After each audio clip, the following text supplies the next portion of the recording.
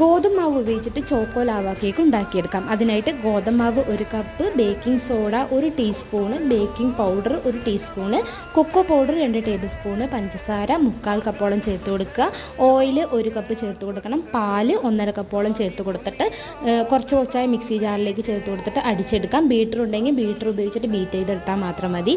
എന്നിട്ട് ചെറിയൊരു കുക്കറിലേക്ക് ബട്ടർ പേപ്പർ വെച്ച് കൊടുക്കുക. എന്നിട്ട് ബട്ടർ തേച്ച് കൊടുത്തതിന് ശേഷം നമ്മൾ അരച്ച് വെച്ചിരിക്കുന്ന ബാറ്റർ അതിലേക്ക് ഒരു 3/4 ഭാഗത്തോളം ഒഴിച്ചു കൊടുക്കുക. എന്നിട്ട് നടുവിലായിട്ട് ഇതുപോലെ ചോക്ലേറ്റ് പീസ് ഞാൻ വെച്ച് കൊടുക്കുന്നുണ്ട്. ഏത് ചോക്ലേറ്റ് വേണമെങ്കിൽ എടുക്കുക. എന്നിട്ട് ഞാൻ ഡാർക്ക് ചോക്ലേറ്റാണ് എടുത്തിരിക്കുന്നത്. അതിനുശേഷം ബാക്കിയുള്ള ബാറ്ററും കൂടി ഒഴിച്ചു കൊടുത്തിട്ട് ഫുള്ളായി ഒന്ന് കവർ ചെയ്തെടുക്കുക. എന്നിട്ട് ഇതുപോലെ കുക്കർ അടച്ചു കൊടുക്കണം. വിസിൽ വെക്കാൻ പാടില്ല. എന്നിട്ട് ചുവട് കട്ടിയുള്ള ഒരു പാന് വെച്ച് കൊടുത്തിട്ട് അതിൻ്റെ മുകളിലായിട്ട് ഈ കുക്കർ വെച്ച് കൊടുക്കുക.